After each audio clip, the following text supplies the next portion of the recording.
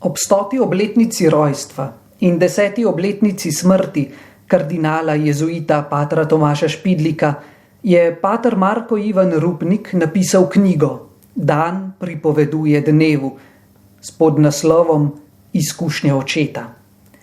30 let je pater Rupnik sledil 35 let starejšemu češkemu jezuitu z Moravskega, 20 let sta živela v isti hiši centra Aleti.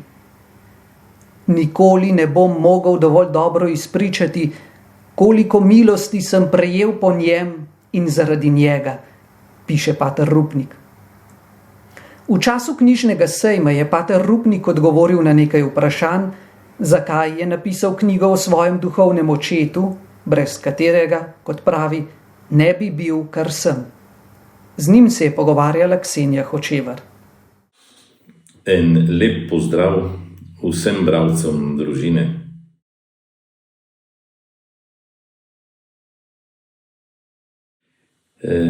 To knjigo sem napisal zato, ker sem čutil v sebi en iskren, ljubeč dolg do ogromno milosti, ki sem jih dobil po patru Špidliku.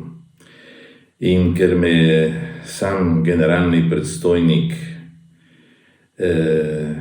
general pater Kollenbach, pred mnogimi leti rekel pri enem lepem srečanju, da ne smem umreti, preden ne napišem knjige o patru Špidliku, o mojem duhovnem očetu. In žal mi je, da ga rekel, pa ne smeš napisati samo o Špidliku, ampak tudi o tvojem očetu, ker je bil duhovni oče. In dejansko mislim, da je ena največjih milosti mojega življenja je prav ta, da sem se rodil v eni družini, ki, če povem danes kakšnemu človeku po svetu, ko hodim predavati, kakšna je naša družina, misli, da pripovedujem eno pravljico. Ampak dejansko mi, 4 otroci, nismo nikoli slišali očeta in mamo, da bi se kregala, da bi se rekla na trdo besedo.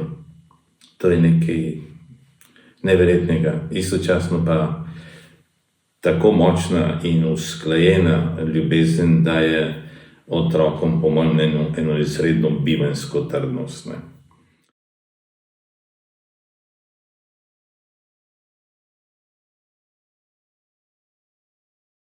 In Špidlik je znal vstopiti v to mojo zgodovino na tako čudovit način, da se jaz sploh nisem zavedal.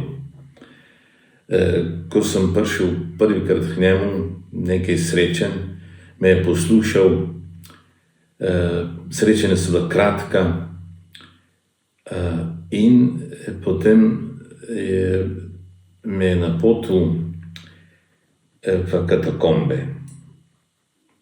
In sicer, ker jaz sem prihajal k njemu kot navdušen študent likovne akademije, kjer se nas usmerili v iskanje absolutno svojega stila, svoje govorice, slikarstva, ki ga še nikoli noben ni ustvaril, nekaj čist posebnega tvojega, kjer se sploh ne da podvomiti, da ti posnemaš nekoga drugega.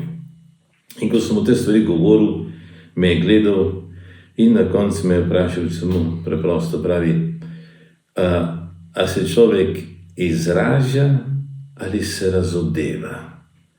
Gre za izražanje ali za razodetje?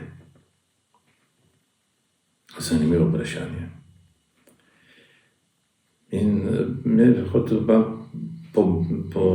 pobarati po tem, ali gre pri človekovem življenju res za posameznika ali za osebo. Ali so tisti mojstri, ki sem jaz njemu prepovedoval, da jih občudujem, začeli tako slikati, kakor bi zdaj jaz rad slikal, ali so končavali tako. In me je nekako spravil v razmišljanje, da je človek en proces. En velik proces, ki presega naše strogo obdobje življenja. Mi smo v nekaj vključeni, en proces, ki gre preko nas samih. In na koncu sem rekel, kako naj jaz te stvari študiram, kako naj poglabljam to, kam naj grem pogledati stvari, prav v katakombe. In dosti pozneje sem razumel njegovo izredno modrost. Napotil me je v najstarejše izročilo krščanske umetnosti. Se pravi, v spomin, v tradicijo. In tam so se srečale dve stvari.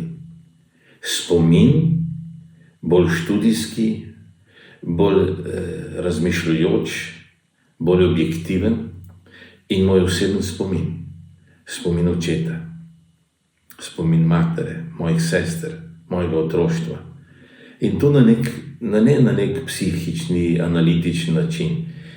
Pač pa to, da v katakombah sem videl, da so kristjani začenjali svojo ustvarjalnost tam, ker so vsi drugi utihnili, ob smrti, v grobu. Jaz sem 1 leto romal, praktično vsak pogovor, ko sem imel čas, sem šel takoj v katakombe. Zemlja, ti napisi, svetilke podzemeljske, nekaj simbolov krščanskih, preproste poteze, enostavne. In kar naenkrat sem razumel, da je pravzaprav spomin najbolj ustvarjalna sila človeka, kot me pozneje naučil Ivanov. Zakaj? Ker v spominu ti preraste sebe. V nekem trenutku, če je spomin samo tvoj psihični, individualen, posamičen spomin, te tako trudi, da ga več ne preneseš. Medtem, ko dejansko doživiš to, kar se pri bogoslužju dogaja, da se naš spomin odpre Božjemu spominu. In tam pa ti zadeneš v to, kar si ti sprejel, kar ti je dano. Kristjani so začeli v grobu, ker so hoteli pokazati dar, ki so ga sprejeli. Eno življenje, ki se ne konča v grobu. Tega oni niso prinesli s seboj z rojstvom, naravnim rojstvom. Z naravnim rojstvom človek pripada temu stvarstvu, ki je umrljivo. Ampak oni so dobili eno ljubeče življenje, eno ljubečo eksistenco, občestveno, kjer je življenje enega vezano na življenje drugega. In ta organska povezanost so doživljali kot del tistega telesa, ki je Kristusa pripeljal do daritve samega sebe popolnoma na križu, se pravi do smrti, in potem ga je oče obudil. Oče ga je obudil. Kristus ni sam vstal. In tako se začne spomin odpirati nekomu, ki ti je nekaj daroval, in počasi s spominom prihajaš do tega, da je izhodišče, izvir, ni v tebi, ampak v drugem, ki te ljubi in ti daje. In odpre se ti življenje občestvenosti, zastonjskosti. Počasi nehaš pripisovati stvari sebi. In tako so se začeli v meni odpirati velike globine. Moje izkušnje mojega očeta, izredno svobodnega, ustvarjalnega, humorističnega. In Špidlik, ki me je počasi kot duhovni oče upeljal v odkritje tistega, ki ko se on spominja, stvari obstajajo. Se pravi, Božja ljubezen. Božja ljubezen je edini večni spomin. Vse drugo mine, se pozabi. Kar je pa zajeto v ljubezen, pa ostane.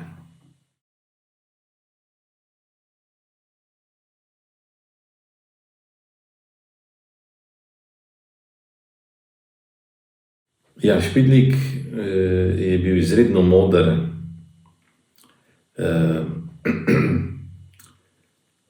Izredno moder, ne? Kot je bil moder, da me je z eno samo besedo napotil z 1 leto v katakombe, se pravi nazaj v spomin, tako bi moder, da sem ob pravem času dobil v roke pravega avtorja. On mi je vedno rekel, zdaj pa preberi tole. Ko sem prebral, sem moral priti k njemu, sva imela izpit, ki se je končal vedno v tem, da sem mu nekako uspel, in če mu nisem uspel, sem moral še enkrat prebrati, povedati, kje se zdaj moje misel zaplete s tem avtorjem, kje se moja izkušnja osvetli s tem avtorjem, kje se modrost, ki jo sprejemam kot dar od drugih, obogati in v kaj cilje pri meni, kam me pelje, ne kaj provocira, ampak katero ustvarjalnost provocira, ne karkoli, ampak katero ustvarjalnost provocira. In mi je rekel, ko sem prišel enkrat eno in me vprašal, kaj bereš? In sem takrat sem bil že na teologiji in smo morali brati Pannenberga, prav bogi dečko, Pannenberga bere, vse se ti bo misel utrgala, vero boš zgubil, površinski boš postal, pusti pa me, to ni zate. In mi je rekel, da Ignacij Brnjačaninov zelo poudarja staro modrost cerkvenih očetov, da na določeni stopni tvojega duhovnega življenja je prav, če bereš tisto ljudi, ki tisto stopnjo osvetljujejo in hranijo. Ne pa, da greš preko in vzameš za tvoje branje duhovne nekaj, kar je daleč naprej. Prav to človeka duhovno počasi utrudi, zmede, napihne in ga spravi v domišljijski svet, ne pa v realen, resničen svet življenja. In moram reči, da je imel izredno modrost. Je bilo res, nekajkrat sem po 3-krat bral knjigo. Tako da prvo knjigo Doroteje iz Gaze sem bral 3-krat. Prvič sem prebral, grem k njemu, mu povem prav, nisi nič razumel. Sem rekel, pater, jaz sem vam rekel, da to ni zame, ne. Pretežko pa to grška struktura, to prav še enkrat. Jaz grem, pridem drugič nazaj, prav nekaj, ampak to še nič ne prav. Tretjič. Ko sem tretjič prebral, rekel, se začenja nekaj odpirati. In potem je bil hec, ker po 20 letih, vsako leto, ko sem šel na duhovne vaje, sem šel k njemu, da mi je dal inštrukcije za moje duhovne vaje in mi je dal en duhovni tekst, enega avtorja. In sem rekel, oče, sem ga klical po češko, oče, kaj naj letos vzamem? Prav veš, kaj sem razmišljal? Se mi zdi, da zdaj si pa že prišel do tega, da bi pa mogoče vzel v roke Doroteje iz Gaze. Sem rekel, v redu, oče, hvala. On si nič rekel, da sem že 3-krat prebral. Grem na duhovne vaje, berem, pridem nazaj v pogovor duhovno, mu razložim stvari. Ja, prav, zelo prav veliko milosti. Moraš Bogu biti hvaležen. In na koncu sem rekel, pred 20 leti sem 3-krat bral. Ja, zakaj mi nisi rekel? Sem rekel, očeto se posluša, ne, ti si mi rekel, to sem šel to narediti, nekaj. In tako, še en dogodek je bil zelo zanimiv, ker bi mogoče zanimal tiste, ki jih zanima duhovno branje, ko mi je dal brat Bazilije Velikega, ki je bil potem avtor, ki me dejansko kot grški očet najbolj približal prav njemu. In ga mi je res tako približal, da sem ga vzljubil do danes, ga častim kot največjega cerkvenega očeta. Bazilij Veliki, njegov traktat o Svetem duhu. Jaz res navdušen začnem brati, pa ne gre, Bazilij je pa še bolj težak, to je pa res težka reč, pa ni šlo. Pa mu pa enkrat pri zajtrku rečem, po maši pridemo gor na zajtrk, pa rečem, oče, ta Bazilij ne gre, to je pretežka stvar, to ni zame, to jaz boljš, da študiram Ruse, pa to. Prav. Zakaj ti študiraš tekst? zakaj ti se matraš s krščino, zakaj se matraš s tekstom? Jaz sem ti dal bazilija, ne pa tekst. Sem rekel, v kakšnem smislu? Ja, prav, zdaj smo bilo pri Maši. Smo imeli Mašo. A si se pogovoril z bazilijem? Sem ga gledal, sem rekel, ne. Ja, kaj si pa pol delal pri Maši? Maša je zbor celega Kristusovega telesa pred Bogom Očetom. Poišči bazilije, pa se z njim pogovor, vprašaj ga, kaj je s tem hodil povedati. Kaj se s tekstom badaš? Prav, tudi ti si modernist, racionalist. Sam tekst. Tile so še sveto pismo uničili, ker ne vidi več noter svetega duha. Mama mi, se je skoraj shudil. Sem rekel, je dobro, bom jaz zdaj poskusil, ne. In dejansko, pa smo imeli velikokrat pogovor, ne. To ne gre za domišljijo. Ti se ne umišljaš, da se srečaš z bazilijem. Kristusovo telo je realno. Tako realno, kakor je bilo bičenje njega realno, kakor je bilo križenje realno, kakor je bilo stajenje realno. Kristusovo telo je zelo realno. In v Kristusovem telesu se sreča vse, ki so v njem. In zdaj se nadaljujem o njem srečava tudi s Špidlikom. In se mi dogaja, da včasih mu rečem tata, ker se mi zdi, da je res to, kar pravi Pavel Efežanom, vsako očetovstvo ima korenine v Bogu Očetu. Moj krvni oče, Ivan, izreden človek. Nikoli nisem našel nobenega jezuita, ki bi se lahko primerjal v pedagogiki mojemu očetu. In oče Špidlik. To je pravzaprav vse presijano z enim samim izvirom, z enim samim izhodiščem.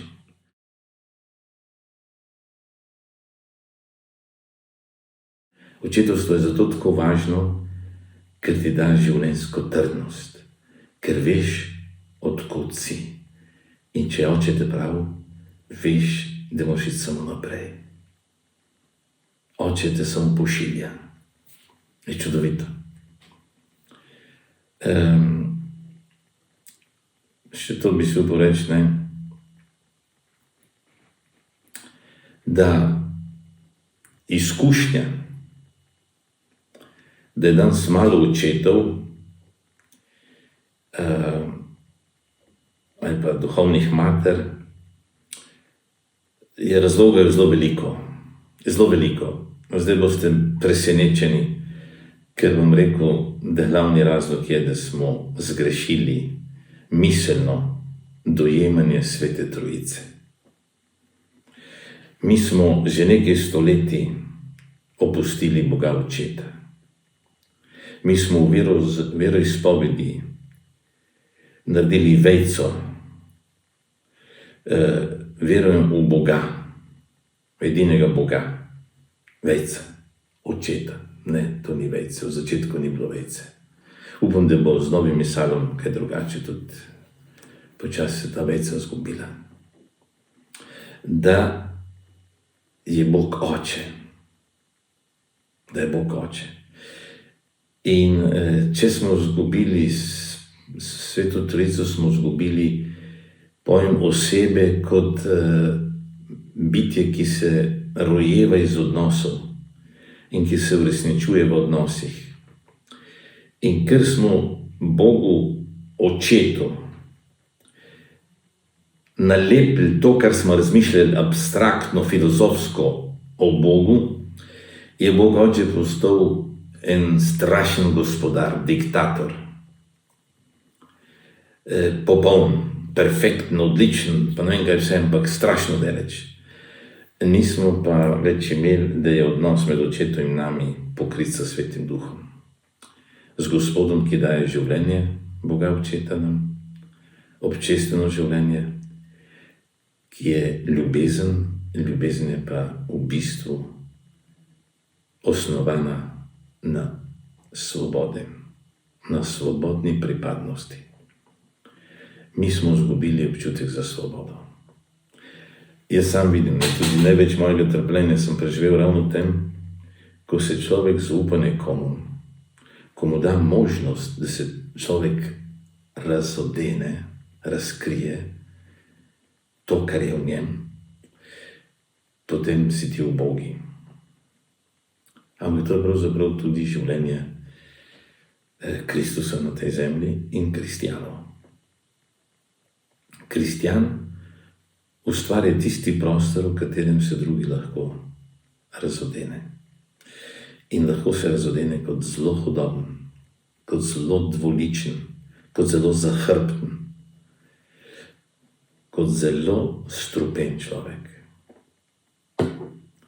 In boš doživel, da kdor ljubi, je tepen. Tako pravi Sveto pismo, čisto od začetka.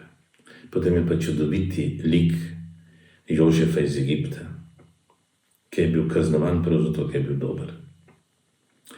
In duhovno očetovstvo in materinstvo ni pastoralna metoda. Metode so nastale, ko smo izgubili življenje, ko gre za formalno zbiranje ljudi v neke strukture, inštitucije, ampak Cerkev edina metoda, ki ima, je Evharistija, je bogoslužje. In očetovstvo in materinstvo ni samo metoda, ampak je prostor, v katerem človek stopa v eksistenco občestvenosti. Se pravi, v vsebino našega Boga, ki je občestvo. Duhovno očetovstvo je neločljivo od Cerkve, ampak pogledajte, mi smo Sveto Trojico naredili za nekaj strašno abstraktnega in na drugi strani Cerkev kot nekaj strogo institucionalnega. Občestvo pa ni. In danes smo mi oboleli za istim individualizmom kot svet.